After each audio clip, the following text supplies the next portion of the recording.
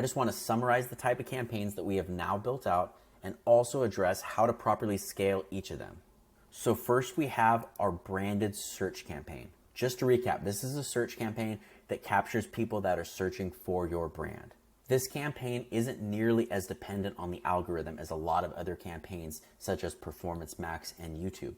So you can be much more aggressive with how you adjust the budget and the bidding for this type of campaign. Meaning, in a week from now, if you're getting a 10x return on ad spend for this specific campaign, there isn't much risk in cranking up the budget. If you're at $10 a day, cranking it up to $25, maybe even $50 a day, really doesn't have much risk at all when it comes to hurting the performance of the campaign.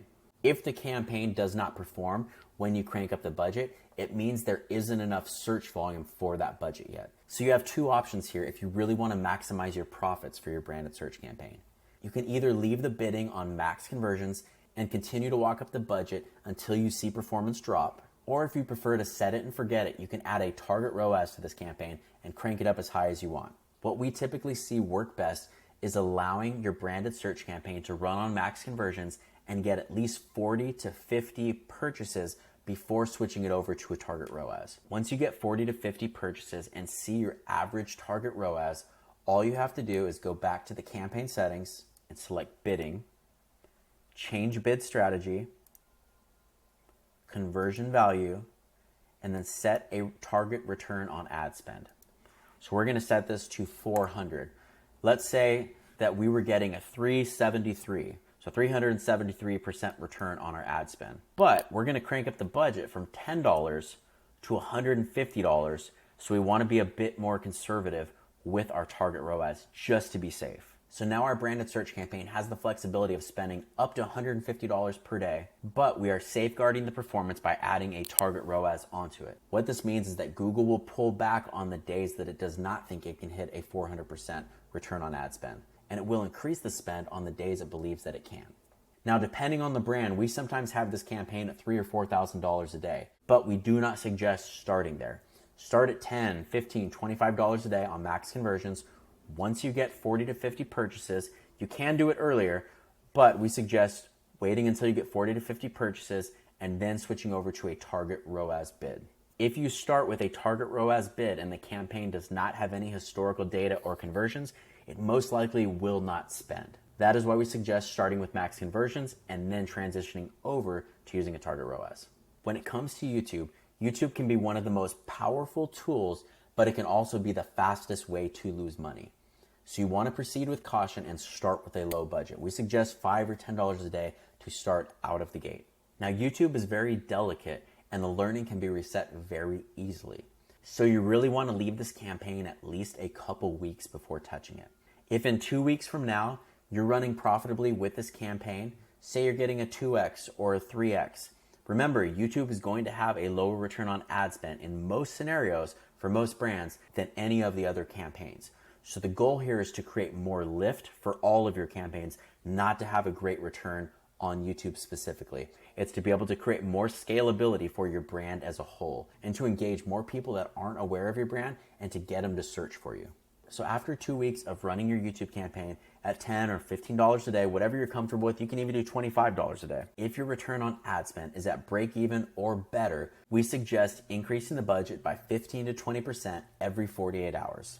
Now, I know that doesn't feel like a lot, especially when you're starting at $10 a day. Now, you can increase the budget a lot quicker, but just know, if you take the budget from $10 to $25 or $10 to $50, it's going to completely reset the learning, and you'll still have to wait another couple weeks before it starts to get out of that learning phase. And you'll have to wait another couple weeks before it gets out of that learning phase, and you can slowly begin increasing the budget by that 15 to 20% every 48 hours. So I would begin by testing it at a lower budget, and then after a couple weeks, if your numbers look good, increase your daily budget by 15 to 20% every 48 to 72 hours.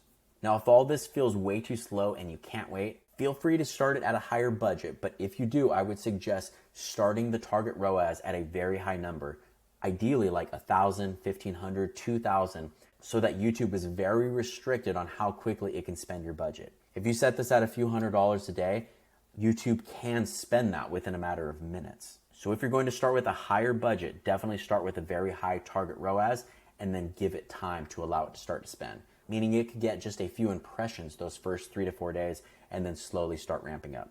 I prefer starting at a lower budget with max conversions and then walking the budget up from there, but it's totally up to you. Both of those methods do work. Now, when it comes to your performance max campaigns, this campaign type is extremely sensitive to budget changes and really to any changes that you make to the campaign. So you want to set these up with your end goal in mind. Say if my total budget is $500 a day, I will show you exactly how I would set that up. So with the fully built out campaign, we haven't found that they do great with multiple campaigns, but we found the complete opposite with a feed only campaign. So what we're going to do is we're going to split the budget between these two. So we're going to put the fully built out campaign to $250 a day, and we're going to set the target ROAS a little bit higher. Let's set it at $500 a day just to be safe. So when it comes to a feed only campaign, we have a couple different options here. One is to set up a single feed only campaign with a higher budget and a target ROAS.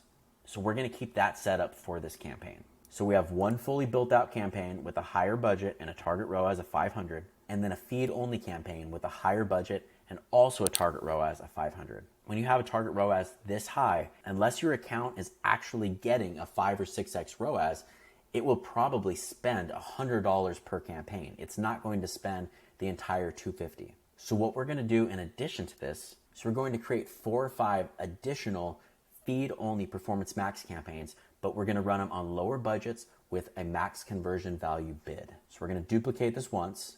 So I just did Command-C, Command-V. You can also hit the Edit, Copy, and Paste option. Here's our new campaign. So we're going to change this budget to $25. And then we're going to change the bidding on the campaign level to max conversion value. So we're going to completely remove the target ROAS from it. So now it's just bidding as max conversion value. So essentially we're telling Google we're willing to pay the highest price click to get to the top of those shopping ads. And what you'll find is that even though you're paying the highest cost click with max conversion value, a lot of the times they have the highest ROAS. So now we're going to take this and we're going to duplicate it 3 more times. And when duplicating campaigns, you can do Command-C and then you can do Command-V as many times in a row as you want if you ever have to duplicate multiple campaigns. You can also select 3 or 4 campaigns at a time and duplicate those as well. So now you can see we have 4 campaigns set to $25 a day, and you can do this as many times as you want. Now, when you use this duplicating method, not every campaign will run profitably, but I would encourage you to make sure you look at least 2-week windows when analyzing the data in these campaigns.